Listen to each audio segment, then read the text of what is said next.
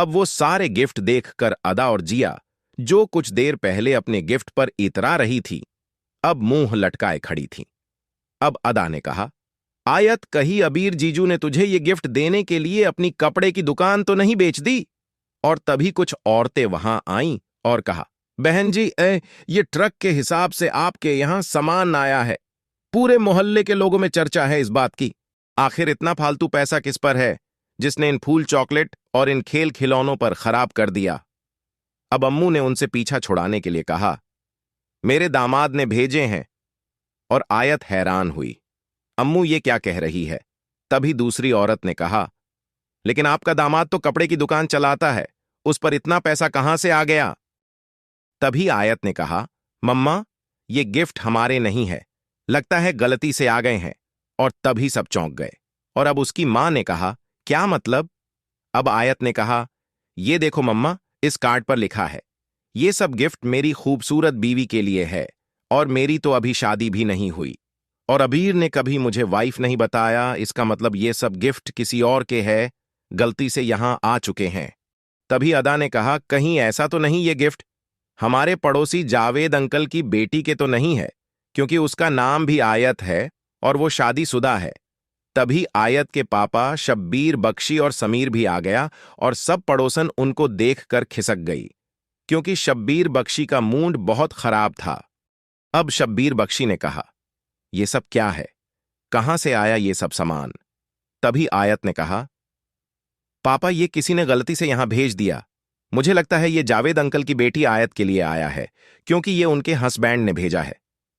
तब शब्बीर साहब ने समीर से कहा, जाओ समीर, पूछ कर आओ उनसे, और अगर उनका ना हो तो एक दो से और पता कर लेना। और अब समीर ने सबसे पूछा, लेकिन सब ने मना कर दिया। अब समीर ने वापस आकर कहा, पापा, सब ने यही कहा है, ये उनका सामान नहीं है। और अब सब सोच में पड़ गए, आखिर ये सामान किसने भेजा है? और अब अदा और जिया के मुंह में पानी आ रहा था, इतनी महंगी महंगी आइसक्रीम और चॉकलेट को देखकर। और तभी अदा ने अपनी मां से कहा, मम्मा, अब तो खा सकते हैं ये सब, क्योंकि इतनी अच्छी अच्छी आइसक्रीम और चॉकलेट देखकर मुझसे तो नहीं रुका जा रहा। और अब निम्मो ने कहा, ठीक है, खा लो, क्योंकि अगर किसी का होता तो अब तक कोई ना कोई आ जाता और फिर ये खराब हो जाएगा। इतना कहते ही जिया और अदा टूट पड़ी।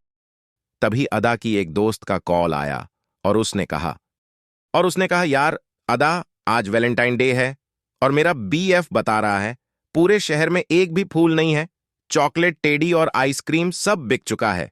क्या तुझे मिल गया? क्योंकि मुझे और बाकी दोस्तों को तो अभी तक कुछ नहीं मिला। तब अदा ने हंसते हुए कहा, हाँ हाँ, मिल गया, और पूरे शहर का सामान आज हमारे घर आ चुका है। तुम अपनी दोस्तों को लेकर आ जाओ और जितना चाहे ले जाओ, सब फ्री है। और इतना सुनते ही उसकी दोस्त उछल पड़ी, और अब बाकी सब दोस्त वहां आ चुकी थीं और सबकी पार्टी हो गई। तभी अदा की एक दोस्त ने कहा, यार आखिर ये पूरे शहर के गिफ्ट्स किसने तुम्हारे यहां भेज दिए? तब अदा ने अपनी वैल्यू बढ़ाते हुए कहा, यार कॉलेज में एक रिच गाय मुझे इंप्रेस करने की कोशिश कर रहा है, उसने भेजे हैं। तब उस दोस्त ने कहा, वाओ, सो रोमांटिक यार, मुझे भी मिलना इतने अमीर से जिसने तुझे खुश करने के लिए पूरे शहर के ही गिफ्ट भेज दिए। तभी जिया ने उसके झूठ पर हैरत से मुंह खोलते हुए कहा, अदा, ये सब आयत के नाम पर आया है। तभी अदा ने कहा, जिया, तुम क्या पागल हुई हो? यार उस बूढ़ी रूह को कौन भेजने वाला है सिवाय अबीर के? और समीर ने पता किया है, अबीर ने ये सब नहीं भेजा है। और जिया, कार्ड पर वाइफ लिखा है, और हम सबको पता है आयत की शादी नहीं हुई है। और अब सनी, जिया, अदा और उसकी दोस्त सब दबाकर आइसक्रीम और चॉकलेट खा रही थी, लेकिन आयत ने, उसके पापा ने और निम्मो, इन तीनों ने किसी चीज को हाथ नहीं लगाया। समीर भी एक दो खाकर बाहर चला गया था। अब निम्मो ने आयत से कहा, बेटा तुम क्यों नहीं खा रही? तब आयत ने प्यार से कहा, मम्मा, मैं भी आप दोनों की तरह हूं, किसी अजनबी की अनजान चीजों को खाना तो क्या, हाथ लगाना भी पसंद नहीं करती। पता नहीं किसने और कैसे भेजे होंगे। अब अदा ने आयत और उसकी मां के पास आकर कहा, भाई हम सब लड़कियां थक चुकी हैं खा खाकर, लेकिन अभी भी पूरा रूम भरा पड़ा है, अब क्या करना है? और ये फूल टेढ़ी इन सब का क्या करे? तब आयत ने कहा, जो करना है कर लो, अपनी दोस्तों में बांट दो, पड़ोसियों को दे दो, जो करना है कर लो। तब अदा ने हैरानी से कहा, तुम्हें कुछ नहीं चाहिए?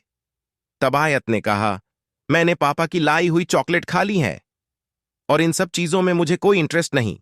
अब आयत ने अपनी मां से कहा, ओके मम्मा, मैं अपना प्रोजेक्ट बनाने जा रही हूं, मुझे अभी कोई डिस्टर्ब मत करना। तब जिया ने कहा, आयत क्या तुम्हारा वो प्रोजेक्ट अभी तक नहीं बना? कब से लगी हुई हो उसमें तुम? अब अम्मू ने कहा, मेरी बच्ची इस डॉक्टर के प्रोजेक्ट को साल भर से बनाने में लगी हुई है। तब जिया ने हैरानी से कहा, 1 साल से? लेकिन ऐसा क्या है उसमें? तब आयत ने कहा, यह प्रोजेक्ट मेरा ड्रीम प्रोजेक्ट है, इसको मैं कॉलेज में जाने से पहले से ही तैयार कर रही थी। तुम देखना, मेरा ये प्रोजेक्ट पूरे कॉलेज में सबसे बेस्ट प्रोजेक्ट होगा और ये प्रोजेक्ट मेडिकल लाइन का सबसे इंपॉर्टेंट प्रोजेक्ट है, क्योंकि ये प्रोजेक्ट स्टूडेंट की कॉलेज में पोजीशन डिसाइड करेगा। और फिर जिया ने मुस्कुराकर कहा, अगर किसी वजह से यह प्रोजेक्ट फेल हो जाए तो? तब आयत ने घबरा कर कहा, ऐसा मत बोलो यार, अगर ऐसा हुआ तो मेरा पूरा मेडिकल कैरियर खतरे में पड़ जाएगा। मेरे नंबर बहुत खराब आएंगे और फिर एमएमबीएस की डिग्री मिलनी बहुत मुश्किल हो जाएगी। फिर जिया ने कहा, मैं तो मजाक कर रही थी, मैंने तुम्हारा प्रोजेक्ट देखा है, वाकई काबिले तारीफ है। तुम टॉप पर जाओगी क्योंकि तुमने रात दिन मेहनत जो की है उस प्रोजेक्ट पर। अब आयत ने मुस्कुराकर थैंक्स कहा और कहा, मैं अब जल्दी से उसको कंप्लीट कर लूं, कल ही दिखाना है कॉलेज में। और अब आयत प्रोजेक्ट बनाने चली गई और अदा ने बड़ा टेडी बियर अपने रूम में रख लिया और बाकी सारा सामान उसने बांट दिया। और अगले दिन आयत अपना प्रोजेक्ट कॉलेज लेकर गई और सबने उसके प्रोजेक्ट की बहुत तारीफ की। रिया भी उसके प्रोजेक्ट को देखकर बहुत खुश हुई और कहा, तुम तो टॉप पर ही जाओगी। और अब पूरा कॉलेज इंक्वायरी फैकल्टी ऑफिसर का वेट कर रहा था और अब फैकल्टी ऑफिसर आ चुके थे। सबके प्रोजेक्ट को देखा जा रहा था और अब वो ऑफिसर आयत के प्रोजेक्ट के पास आया और आयत को ध्यान से देखा और उसका नाम पूछा। और आयत के नाम बताते ही उस ऑफिसर ने आयत के प्रोजेक्ट में एक जोर से लात मारी और पूरा प्रोजेक्ट टूट गया। अब आयत और रिया आंखें फाड़े ये सब देख रही थीं। अब उस ऑफिसर ने गुस्से में कहा, क्या बकवास प्रोजेक्ट है, 0 मार्क्स दो इस लड़की को। और आयत अब हैरान और परेशान उस ऑफिसर को देख रही थी और सबका भी यही हाल था, क्योंकि आयत के प्रोजेक्ट की तो सबने तारीफ की थी, लेकिन इतने बड़े ऑफिसर ने कितनी बुरी तरह से उसके प्रोजेक्ट को रिजेक्ट किया है। अब आयत रोती हुई अपना टूटा फूटा प्रोजेक्ट लेकर घर जा रही थी जब फिर से उसके उस ही वीवीआईपी नंबर से कॉल आया और आयत ने जैसे ही रोते हुए हेलो किया तब किसी की खूबसूरत दिलफरेब हंसी गूंजी, जैसे वो उसका मजाक बना रहा हो। Oh my God. अब उसने गुर्राते हुए कहा, जो मेरे दिए हुए गिफ्ट्स की रिस्पेक्ट नहीं करता उनके साथ ऐसा ही होता है। अभी तो सिर्फ प्रोजेक्ट फेल कराया है। अगर तुमने 24 घंटे में वो सारे गिफ्ट्स वापस लाकर अपने रूम में नहीं रखे तो 24 घंटे बाद तुम्हें कॉलेज से धक्के मारकर बाहर निकलवा दूंगा। अब अगर डॉक्टर बनना चाहती हो तो भागो। और अब आयत बदहवास होकर घर के लिए भागी, क्योंकि वो अपना डॉक्टर बनने का सपना टूटते हुए नहीं देख सकती थी।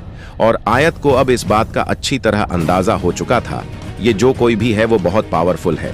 वो वहीं से बैठा बैठा सबको अपनी उंगलियों पर नचा रहा है। जब वो पूरे मेडिकल कॉलेज को अपने ऑर्डर पर चला सकता है तो फिर वो कुछ भी कर सकता है, कुछ भी।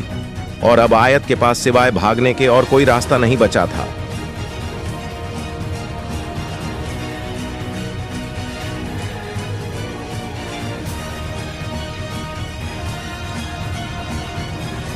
अगर ये कहानी आपको जरा सी भी अच्छी लगे तो प्लीज हमारे चैनल को ज्यादा से ज्यादा लाइक करें, शेयर करें और सब्सक्राइब करें, क्योंकि हमारा टारगेट जल्द से जल्द 4000 घंटे और 1000 सब्सक्राइबर पूरा करना है, वरना हमें अपने चैनल को बंद करना पड़ेगा। इसलिए अगर आप इस खूबसूरत नॉवेल को कंटिन्यू रखना चाहते हैं तो प्लीज हमें सपोर्ट करें। Thank you.